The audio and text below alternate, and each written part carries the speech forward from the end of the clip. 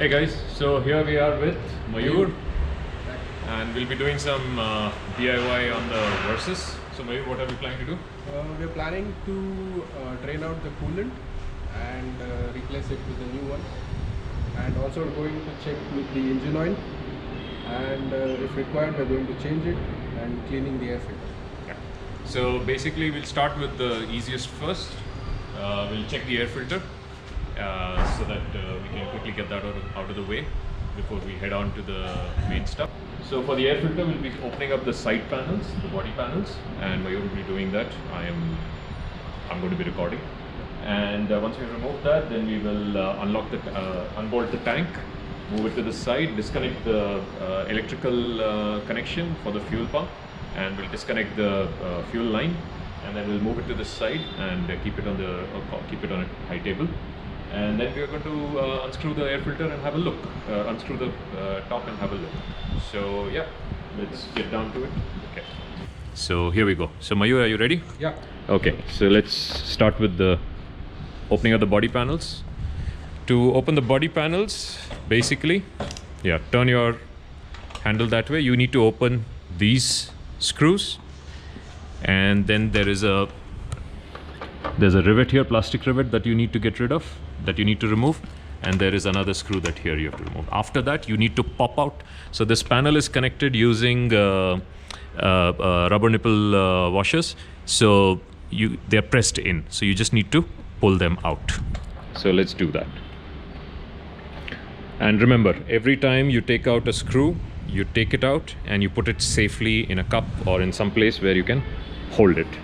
So otherwise you'll lose your stuff. So what we'll do right now is we'll reuse this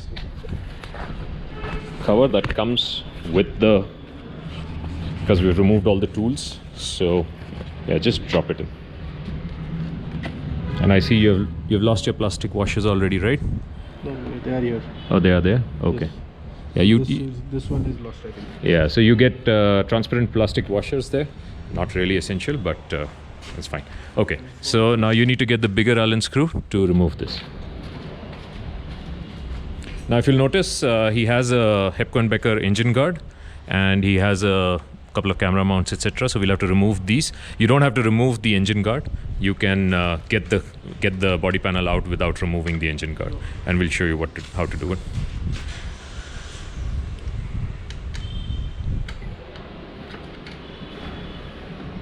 So this is another common way to mount an extra horn, third-party horn. It's mounted on this, so make sure that if you mounted it like that, when you remove this, it doesn't fall off and damage itself.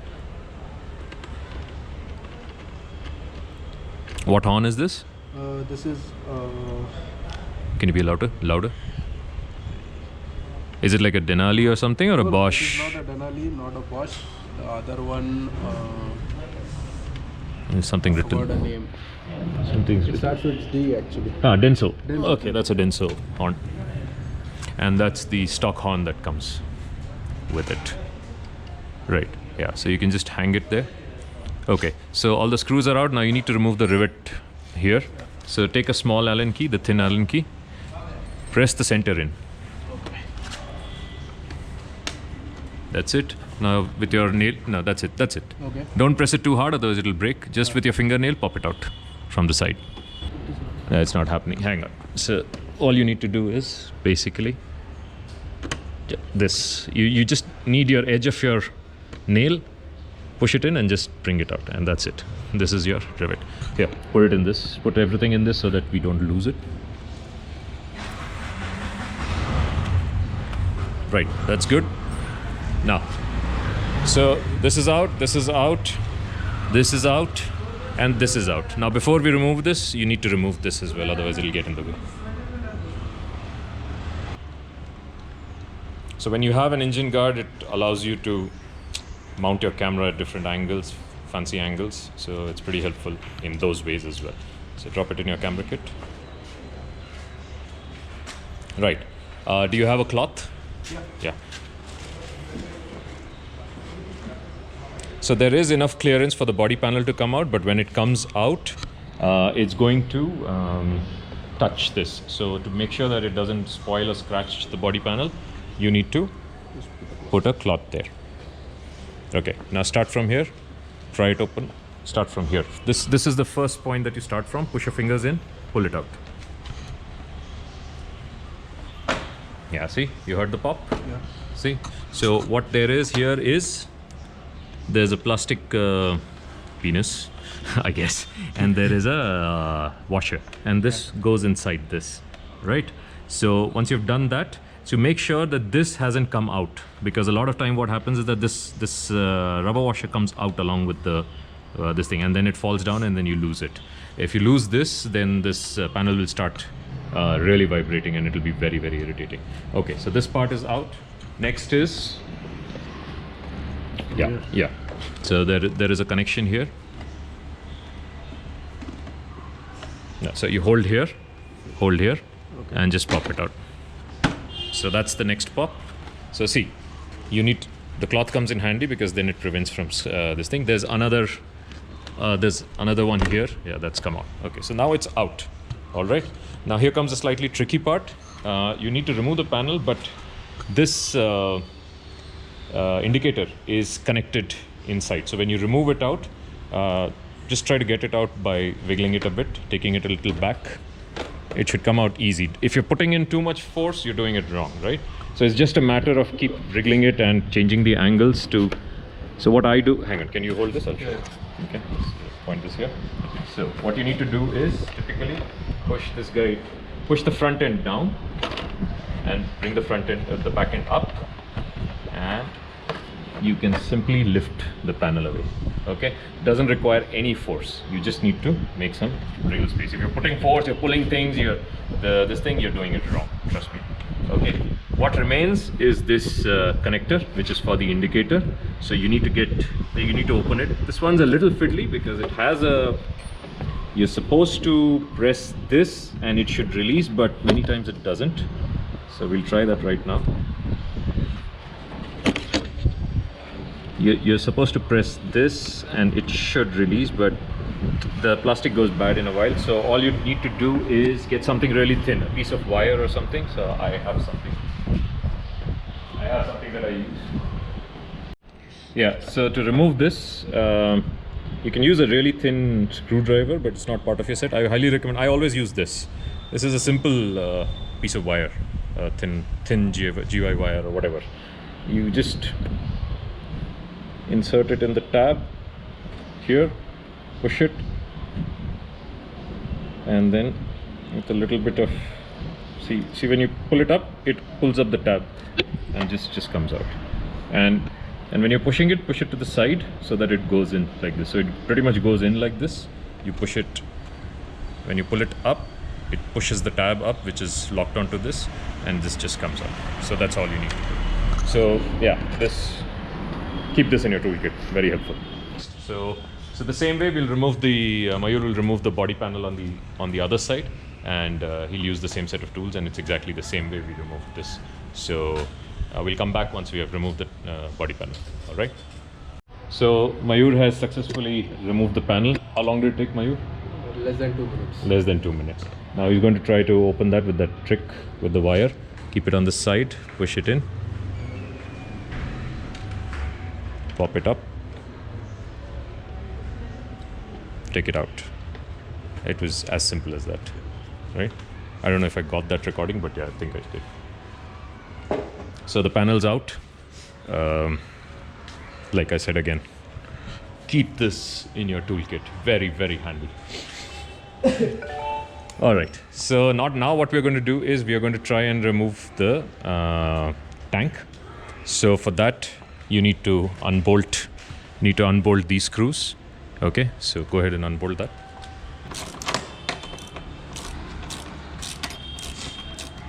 Right, so this is out, this is out. These two are out. Let's push them back into the, I'll take over the camera now. Push them back so that they are safe and they're not mixed with the tools. Never mix your fasteners with your tools, otherwise you'll have an issue. Got this done. Now a bit of setup is required. Let's do that. So you need to raise this and you need to reach and disconnect the disconnect the fuel line and the electrical line. So for that you have to actually open up this body panel, right? So you'll have to open up this body panel. Just open these up. These are 8 mm, I think. So just open that up. Yeah, put that in the bag so that we don't lose it. And now you have to, so there's a Velcro here, you just pull it off. And there's a washer joint there. And this is hooked underneath, that's it. Yeah, so keep the body panel safely. Right, so now here's the interesting part. This is the connector for the fuel pump. This line goes inside and connects to the fuel pump. So you need to disconnect this. Now, disconnecting this, you need to not worry about these things. There's a tab here that you need to pull and pull this out. But again, it's a little tricky. So again, to the rescue. So can you hold this? So all you need to do is push this in here. So see, it comes up all the way, and then with a little bit of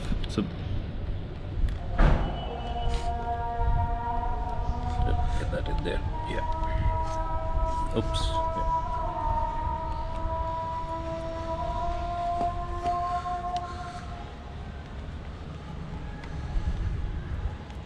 So you wiggle it out and try to hold this. Don't pull it from the wire. So never pull a socket out from the wire, because this is one of the weakest points. If you pull it out, it'll disengage from inside. So you need to grab hold of this. And if you can't do it with your fingers, I have small fingers.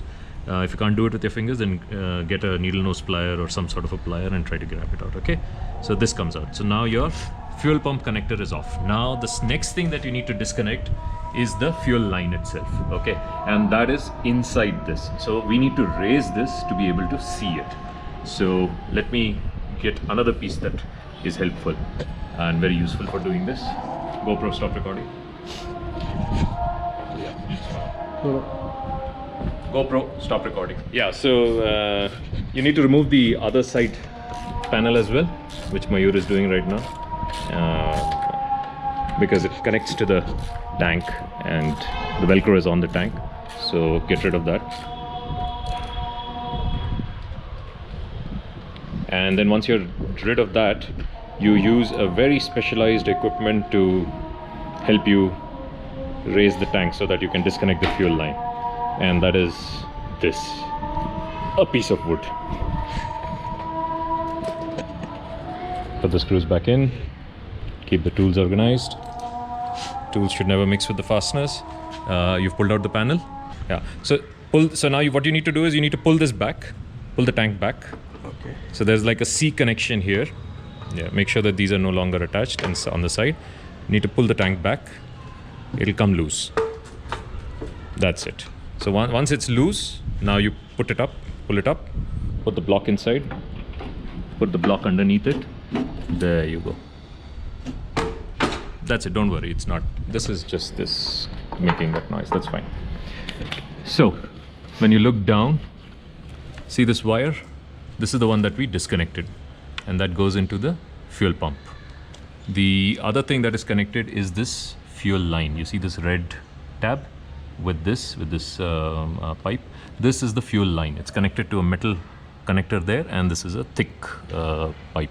So what we need to do is grab this, get this whole thing out from that metal connector. Let me go the other side.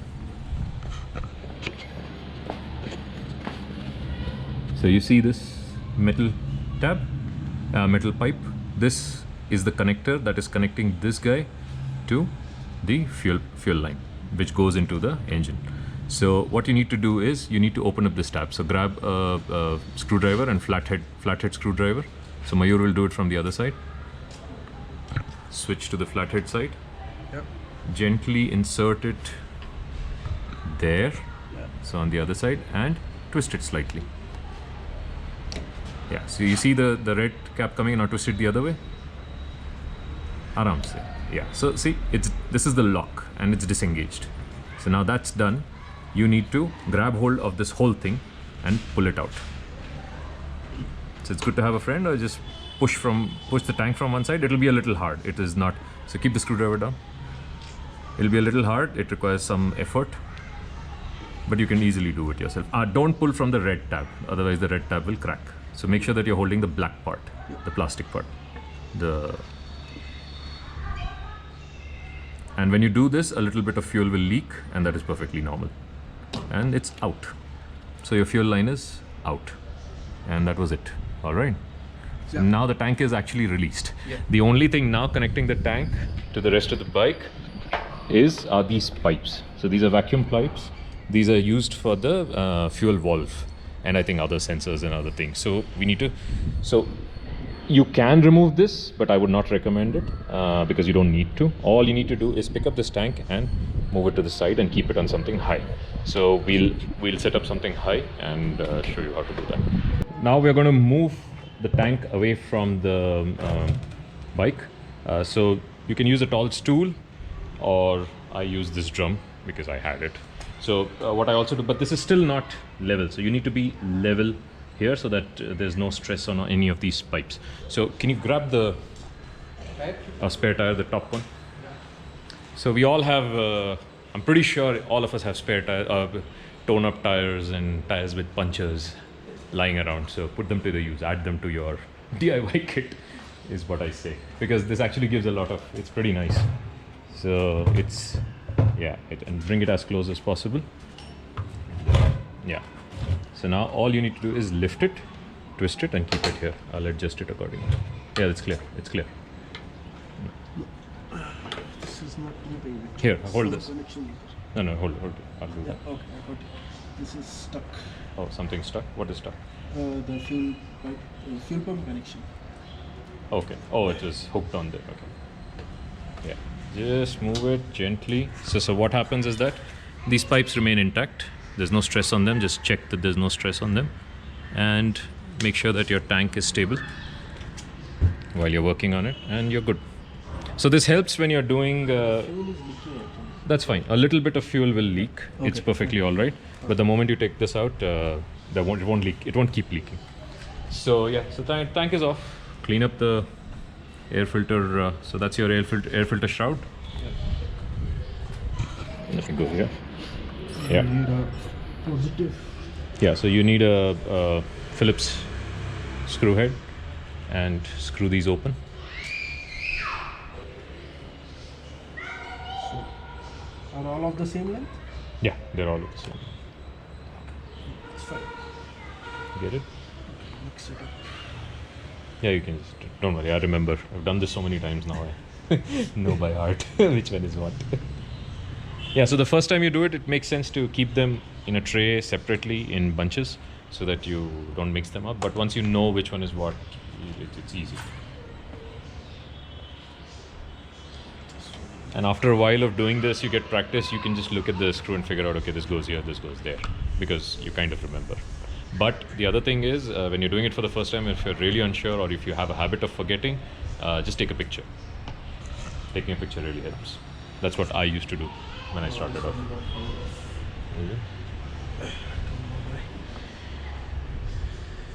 It'll come out, This is just the last bit. It's a little recessed. There you go. Right? So take the cloth and just clean up this entire area so that you don't, no dust goes inside once you open it up. Clean up all the sides and stuff. And this is a good time to actually clean up all the, you never get to access this part. So it's a good way to, it gives you, at least it gives me pleasure to just make sure I clean this up. Alright, so we're good. Pop this open. You just need to pull it up. Yeah, so it'll be restricted by wires. There's one more screw. Okay, missed a screw. On a personal note, doing this stuff is easy, and the more you do it, it becomes easier. But if you don't have the patience or don't want to put in the effort to do it, there's absolutely nothing wrong with that. You can use this video and what you've learned from here to actually help you oversee somebody else doing your service. So one part is doing stuff on your own, the other part is knowing what needs to be done. So once you know what needs to be done, you can't be taken for a ride, or you can figure out whether the quality of the work that is being done is good or not. So okay, so there's the filter. These are your valves. Valves are inside, and these are your butterfly valves for the throttle, and this is the filter. So yeah, you need to unscrew this and pop out your filter, and everything's very clean here. So the thing about this filter is that the dirty side is on the underside.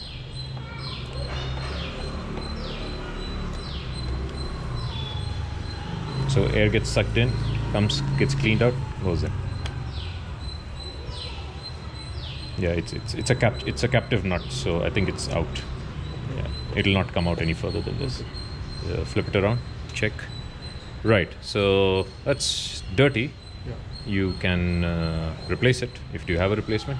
No, Not right now. So yeah, you should replace it. Okay. All right. But for the timing, it's all right. It's not super dirty. As in, okay, it is super dirty because the insides are still red.